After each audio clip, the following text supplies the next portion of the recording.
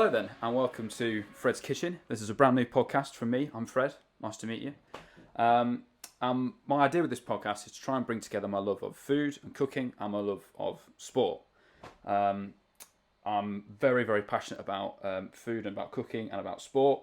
I spend a lot of time thinking about sport, watching sport, discussing sport with other people. And I also spend a lot of time thinking about eating and preparing food. So I thought, what better way to bring those things together than by making a podcast? So the idea of this is that every week or every episode, depending on how ravenous people are for new episodes and how much time I have on my hands, which isn't a lot, every episode there's going to be a new recipe or a new meal that I'm cooking. I may have to cycle some through because I can only cook so many different things. There'll be a new recipe, I'll cook that, and then whilst I'm cooking, I'll discuss various sporting topics. It's not always going to be a sort of up-to-date roundup of what's happening in sport, because I can't cover all sports because they're not all of interest to me personally. And I think you get stuck in a cycle of basically saying the same things if you do sort of regular sports news. Instead, I'm going to look for sort of trends in sport that I enjoy and just various topics that I find interesting, and hopefully you'll enjoy listening to as well. So in terms of today's recipe, I'm just going to keep things very, very simple. I do like to cook, as I said, and there are some things that I can do which I guess will be maybe like intermediate cooking. I'm by no means an expert, but generally on the budget that we have and the level of sort of ability that I have and the amount of time I have, simple meals are generally the best. I like to try and find ways to make simple food, but in a more sort of interesting way. So today I'm just going to be making salad. It's pretty hot today. It's sort of 20 odd degrees outside, and I don't want to sort of blow the flat out with lots of cooking and lots of oil and all that kind of stuff. I don't think that's going to help. So I've got fish cake salad today. I've got 2 haddock fish cakes in the fridge. I've got some lettuce, some cucumber, some spring onion, some green olives, got some French dressing, some olive oil. I'm going to fry some or toast some sunflower seeds with some garlic salt on them. We've got some cherry tomatoes, and I'm going to do some boiled eggs to slice and put on top as well. And I'll put every time I post a new episode, when I reveal that it's out, I'll post a little picture of the food that I put together. So I'm just going to get started, and rather than jumping straight into the sport that I'm going to be discussing today whilst I'm chopping up some green vegetables, I'm just going to talk briefly about why I want to do this podcast. And it's mainly because I spend a lot of time cooking, and I often feel that cooking is a very sort of social thing, and I hadn't really noticed how much I enjoyed cooking, particularly cooking for other people, cooking around other people before COVID. But it's been so long now since I really did that I really miss it. There's a very strong memory that sticks out to me of making a chicken chorizo jambalaya in Barcelona when I was away with some friends. It was really nice, people coming in out the kitchen and asking what I was doing and chatting with them, and just being around sort of the cooking of food. And it's a very, very social experience, and I think we've all sort of missed out a little bit on the social side of things in the last year or so. And sport is a very, very social thing for me. Half of the enjoyment of sport for me is talking about it and thinking about it, and discussing it with other people. And again, that's something that we've really, I think we've really missed out on in the last year or so.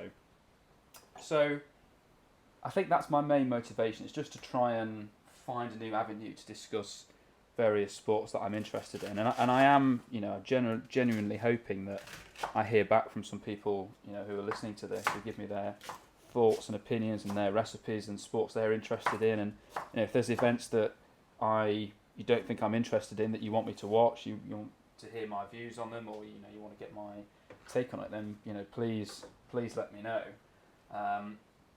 But I think it's clearly half of this podcast is sport, but the other half is food, and I love food. I love cooking it, and I do most of the cooking in our house. And when I'm cooking, a lot of the time I have some kind of sporting event on my laptop to watch. It's not that I find sort of cooking boring or anything like that. That's absolutely not the case. But it's more just that I see cooking as a very fun, relaxing, enjoyable thing to do.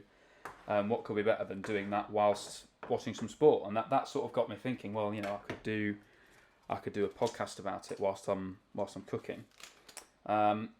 So that's all I have in terms of the aims of this podcast. So I guess we may as well get on to the first topic, which is the Euros, the Euro Championship and football, because that might be a surprise. I mean, anyone who knows me, that might be a surprise because they know that I'm not very much into football, and in a lot of ways, I'm sort of anti-football. But I want to sort of explain why, because I really did enjoy the Euros. I thought it was fantastic. But the reason I'm sort of maybe anti-football or slightly negative about football is because a lot of the behaviour that goes on around it I just can't support. I think is absolutely unacceptable. We saw that, the backlash to England, losing in the Euros, losing in the final, the racial discrimination against the players who missed penalties, and the misbehaviour of people, the destruction of property. And it was the same after the World Cup a few years ago, if you remember. I remember going into work the next day and there was broken glass and blood all outside the pub I worked at. It was madness. So that side of it sort of overpowered my opinion of football, really. But having met people recently who I respect a lot and who are into football, these people are clearly decent people, and they're absolutely not the image of sort of football hooligans that I had in my head. So I think to an extent, I had to readjust my my understanding of football and try and find a way in. And that the Euros provided the perfect opportunity to do that, because it's a very simple competition. There were a few players that I knew, and I don't know lots about football. I don't know lots of players, but I knew a fair few of the players who were in the tournament. So that's another way in. But I think the fairly short, 'cause I think it runs for a few weeks. Is it 2 weeks, something like that? The short format of, at this point, after 2 weeks, there'll be a result, was quite good, because the Premier League, I think it lasts for like 18 months, doesn't it? 3 years. I mean, that's, it's just so long, and there are so many matches, and I don't have, much of an interest in watching, West Bromwich Albion versus Aston Villa or whatever, because I don't know anything about them. They're not my team. But the football in the Euros was so good, and even nations who I wouldn't necessarily think to watch, their fixtures were fantastic. My girlfriend and I jumping around the living room because Denmark beat Russia. I would never have considered watching a fixture like that, but we really threw ourselves into it and watched lots of games, and it was fantastic. What a great tournament it was. There was amazing sporting stories all the way through. Obviously, the story of Denmark, that clearly stands out as one of the most amazing sporting stories of the Euros, and one of the most amazing sporting stories of recent years, really. To have something as awful as what happened to Christian Eriksen happen on a football field, live on television, and to be filmed sort of disgracefully by the people who are broadcasting it, and then to have the team rally around him, to cover him up whilst he was being treated on the pitch. And then for them to lose, that was just galling for them. What a terrible way, to lose your captain, your figurehead. I think he was the captain, was he? He was talked about as the figurehead. Maybe he wasn't the captain, I'm not sure. To lose one of their best players, and then to come back and win a few games and score so many goals. They scored a massive amount of goals compared to lots of other teams, particularly compared to, at the time, England, who'd scored like 2. Was incredible. And I just connected with that story so much. That was such an easy way in for me. I just wanted them to win all the time, and then we get on sort of the fact that crowds have returned. The atmosphere is, I think is important for football. I don't necessarily want to encourage the sort of tribalism in football, but you can't deny that when an entire football stadium is cheering for one particular team or behind one particular player, it really does add a lot to the occasion. And the Denmark-Russia game in particular was fantastic. The atmosphere was absolutely incredible. And yeah, every time Russia got the ball, they get booed, you know. And when Denmark scored, it was just pandemonium. And I think that was the game where they had to win, and they had to win by a certain number of goals, and they needed Finland to lose, I think, by a certain number of goals in order to get through. And at one point they scored, and then Finland got they conceded to, they were playing Belgium, and then that goal was ruled out. So suddenly Denmark were through, and then they weren't through. It was just fantastic. And then to finally get through to the knockout stages after what they'd been through, I mean, what an incredible achievement, what an incredible story. And then to meet England, you know, that was a tough one for me, because at that point I was still quite football negative, particularly about English football and English football fans, you know, and I was so hyped about the Danish story that it seemed perfect that they would get through, and I wanted them to win it, you know. So when they met England, I was a little bit torn, you know, whose side am I really going to be on here, you know. But I think in the end, you know, the better team won. There's lots of questions about the Raheem Sterling penalty. I think it was a soft penalty. But then I see diving in lots of football teams. If they're going to play by those rules, shouldn't you play by those rules? I guess that's kind of a moot point. It's a tricky one. But it was a fantastic tournament. I've thoroughly enjoyed watching it. I thought it was absolutely tremendous. You know, in a lot of ways, what a positive experience. You know, after COVID and England getting to a final and all that stuff, it seemed right that something so positive should happen. And then how disappointing the result. Not that we lost. I wasn't disappointed with the result in a lot of ways. I thought England played really well. I think they took their foot off the gas in the second half, and they sat back, and I think they were sort of outperformed and outmaneuvered by Italy on a lot of occasions. But the fact that they even got there, I thought was incredible. And you shouldn't view these things as you're only going to have one chance. I know that's sort of been the way for English football for a while. But I think this team are the real deal, from what I understand about football, which is obviously not very much. But looking at other sports, you know, when Eddie Jones took over the English rugby team, it was a very long-term plan. You know, we need to beat these teams under these circumstances. You know, we might not win the Six Nations every year, but we're always building up to something. And that kind of seems like what we have at the moment with England. It kind of seems like we have the manager and the team to really get a long way. You know, I mean, we've already had a World Cup semi-final, which is a great achievement. Obviously, that's a stepping stone on the way. Now, a Euros final, you know, clearly the next step is winning a final, getting to and winning a final. And that seems like it's very much doable. They've got some very, very impressive young players as well. I think that's the other key, is that lots of the players are pretty young. And if you train them in the right way and they stay fit, you could have years and years of this team being a strong nucleus, you know, because they seem like they're very together, very very close with each other. And I think that's really, really important. So, yeah, very, very exciting and very enjoyable. But in some ways very disappointing. You know, right at the end, after all the positivity and getting to see what these lads in the English team are like, they seem like lovely people, most of them, you know. Gareth Southgate really, really impressed me in the way he dealt with the media and how friendly and approachable he was. And then the result from the so-called fans, the racism, you know, the booing, throwing of things at other fans, someone spitting in the face of a Danish child at a football match. I mean, what is that about, you know? But the response from the England team I thought was amazing. You know, Harry Kane saying, if that's how you behave, then you're not an England fan, we don't want you. That's big.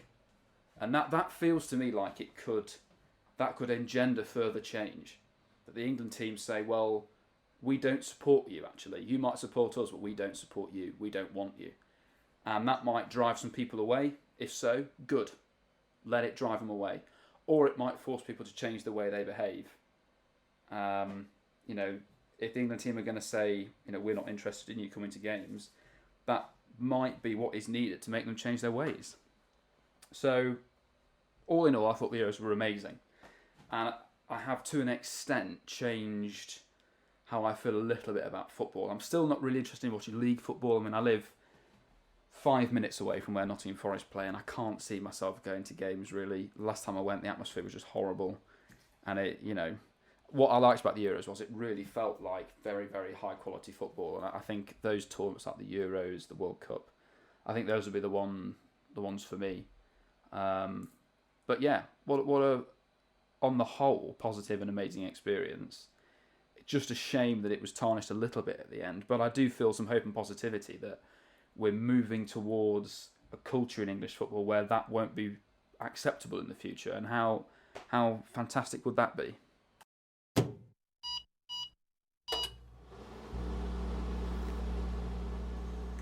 Just thought I'd give you a little update, little break to explain what I'm doing with the food. Just chopped the spring onions, chopped the cucumber and sliced some lettuce. I've drained off the olives. I'm currently boiling a pan of water to do some boiled eggs.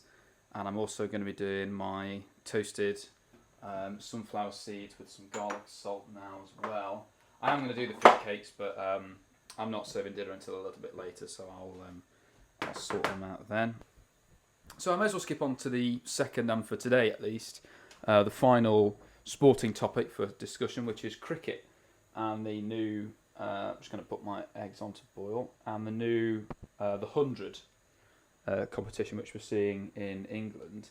For those of you who aren't massively into cricket, there we go, 2 eggs on to boil. We have various different forms of cricket. So between countries, for international cricket, you have 5-day cricket, known as test matches. You have 50-over cricket, where you have 50 lots of 6 balls each per team. So you'll have 50 overs for one team, 50 overs for the next team. The team with the highest score wins. You have 20-20, where you have 20 overs a side, so 20 lots of 6 balls for one team, 20 lots of 6 balls for the other team. And for sort of local cricket between different counties, you have 4-day cricket rather than 5 days. I think they do 40 overs as well rather than 50. I think. I have to check that. I think they do. But now we have the 100 balls per side. So if, let's say, the Trent Rockets, which is the Nottingham team, were playing, I think they're called London Spirit, Trent Rockets would face 100 balls with a break every 5 balls, and then the London Spirit would face 100 balls with a break every 5 balls. Now, you don't have to change ends every 6 balls like you do in cricket. So in regular cricket, you bowl 6 balls from one end of the ground, and then a different bowler goes to the other end of the ground, bowls 6 balls, and so on. You change every so often. In the 100, you can bowl 5 balls or 10. So you have lots of balls being bowled by the same bowler, and they can bowl a maximum of 20, and you don't have to change ends so much. So the idea is to make cricket simpler by just having 100 balls and that's it, rather than it being split into separate overs with weird different numbers involved, like 6 balls and all that. It's just 100 balls. It's basically like a continuous cricket match, and the idea is it's shorter, more digestible, and in theory more enjoyable. And one of the ways that they've tried to achieve that is by franchising it, so that rather than it being split up by geographical county, you now have different franchises which are privately owned and sponsored. And rather than them being necessarily sort of geographically specific, like the Nottinghamshire Outlaws, they're called the Trent Rockets. But they don't necessarily have much of a connection to the Nottingham area other than the name, and they play at Trent Bridge. I think it's an interesting idea. I wasn't necessarily massively excited about it before it started. I'm not necessarily that excited about it now, to be honest. But I think we should try these things. You can't deny that cricket is struggling in some of its guises. 4-day cricket between different counties. How many of you have been to watch the 3rd day of Leicestershire versus Northamptonshire? How many of you would get up at 5 a.m. to travel and see minor counties versus Indian tourists? It's just not. It's not enjoyed like that anymore by most people. I went to the second day, I think it was, of Nottinghamshire versus Derbyshire. That was at Trent Bridge. This was a few weeks ago, something like that, 2-3 weeks ago. And there was a fair few people there, a few thousand, maybe something like that. But I walked through West Bridgeford, which is where Trent Bridge, the cricket ground, is in Nottinghamshire, in Nottingham. I walked through there just after the Trent Rockets game the other day, and it was rammed. People were absolutely everywhere. And the way they've organised it is that there's always a women's match and then a men's match. So you get a ticket, you get to see both. It's always a double header. So that's a great way of sort of hyping up sort of diversity and inclusion. And that the hundreds, a lot of it is about that, about getting young women, young kids, people who, kids who aren't white, getting them into cricket and getting them interested. And I think the 100 is quite a smart way of sort of getting them hooked on cricket. We're in the first sort of full week of matches this week, and I've watched quite a few of them. In fact, the Trent Rockets, the women's team, I believe, are playing at the moment. They are currently 73, so they've got 73 runs and they've lost 3 wickets, and they need 77 runs to win off 47 balls, which you would think is sort of doable with 7 wickets remaining, because if you lose 10 wickets in cricket, your team's all out. I'd say that's probably doable with 7 wickets remaining, because the more wickets you lose, the worse batters are that come in. Batters who are really good tend to come in at the top of the order, so 1, 2, 3, 4 and 5, and then from there the batters are worse because they bowl better than they bat. But I've watched a few of them, so I've watched a couple of the Trent Rocket games. My partner and I, we've watched a couple of games together, and that's been one of the really interesting things, is that Minna isn't necessarily into cricket, but a couple of times recently she said, are you going to put the cricket on? And that's a very exciting thing for her to say, because she's actually been asking to watch it. And I think it is because it's shorter, it's more digestible, it's a bit more straightforward. Each team receives 100 balls, whoever scores the most runs wins. That's kind of it, all you need to know, really. Whereas in T20, you say 20 overs, well, what's an over? An over's 6 balls, and you switch ends, and that's where it starts to get, for some people, complicated and starts to become boring, which I think they're trying to avoid that. With the 100, I'm just going to stir my sunflower seeds. They're starting to toast nicely. Excellent. I think they're trying to avoid what they think people don't want to see with cricket, which is it being complicated and long and boring.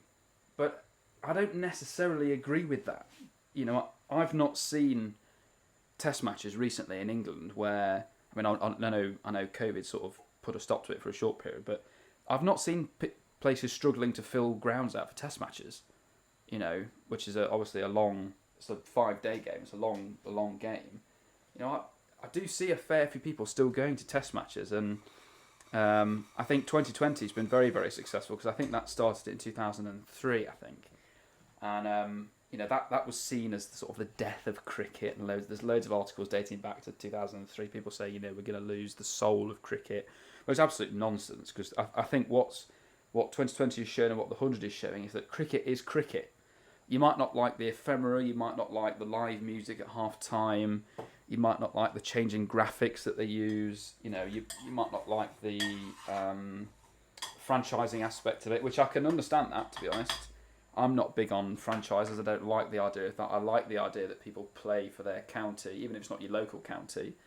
You play for an area and for those people, and I think that I like that aspect of sort of local loyalty, which you don't necessarily get with a franchise.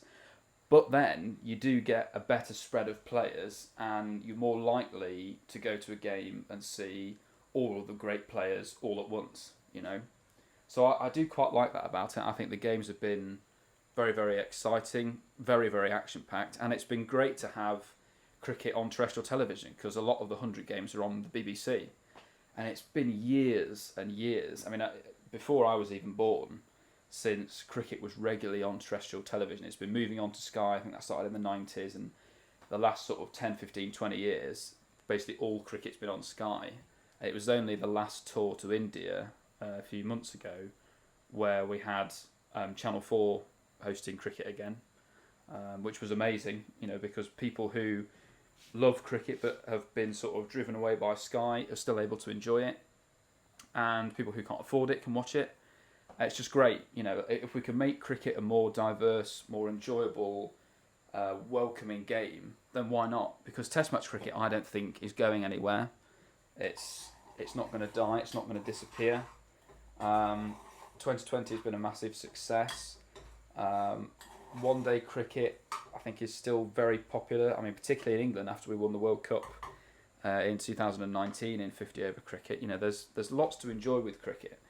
And I think people have this image of it being this sort of, these old, very, very old, posh white men sitting wearing sort of khaki and beige clothing, eating sandwiches, watching a game that goes on for 100 years. And that isn't what cricket is. Cricket has a lot more to offer than that. It doesn't mean you should be ashamed of enjoying long form cricket. I love long form cricket. The longer with cricket, the better for me. I love 5-day games, 4-day cricket. It's wonderful. But that isn't for everyone.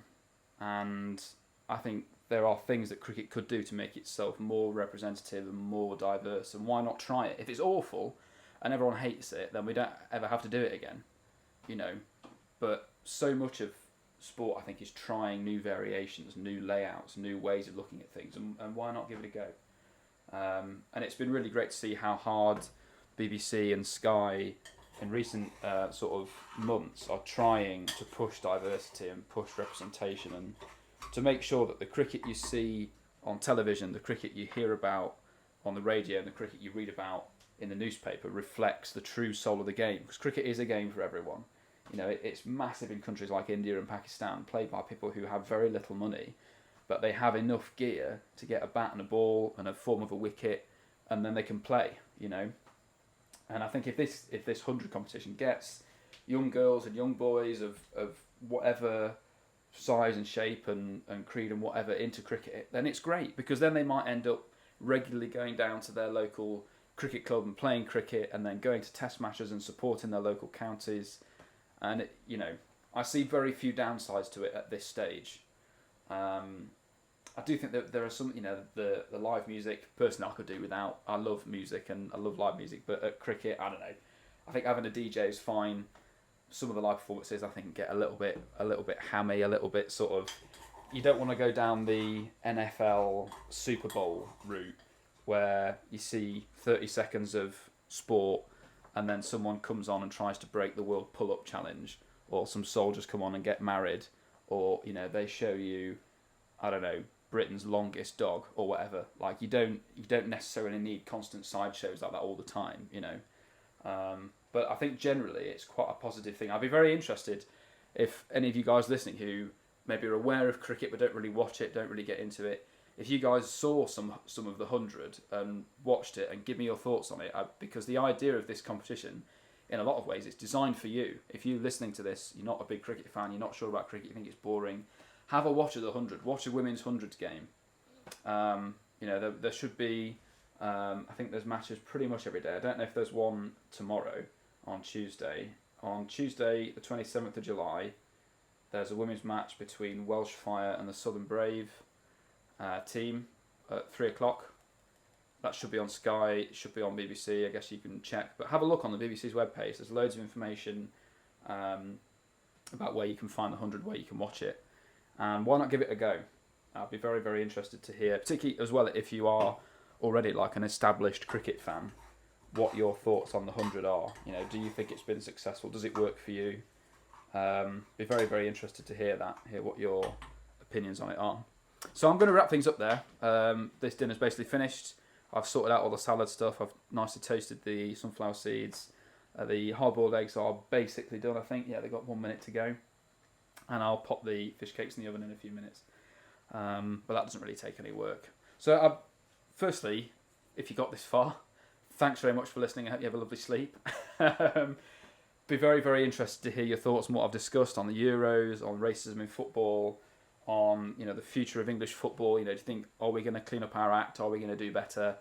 And what do you think will happen in the World Cup? Because I think the World Cup is next year, right? 2022. England, I think, look pretty strong. But there will be people listening to this who know quite a lot more about it than I do, or a significant amount more than I do. So give me your thoughts on the football, on the Euros, on England, and also give me your thoughts on cricket. If you love cricket, what do you love about it? What are your sort of personal highlights? Have you seen the 100? Have you heard about it? What do you think about the 100? If you don't like cricket, why not? Let's engage with why we don't like certain things. What do you not like about cricket? What doesn't work for you? If it's too long, if it's too boring, check out the 100. Check out 2020. They both look like great days out. If you're a woman and you don't feel like cricket represents you, I can completely see why. Cricket has a bad history with that. look at the women's 100. You know, look at the crowds they're getting. Look at the engagement they're getting. It's been great. So thanks so much for listening. I've made what's hopefully going to be a delicious salad, and I'll post some pictures of it. If you've got any ideas for recipes for next week, send them in. If not, I've got plenty of ideas. And thanks for listening. I'll see you in the next one.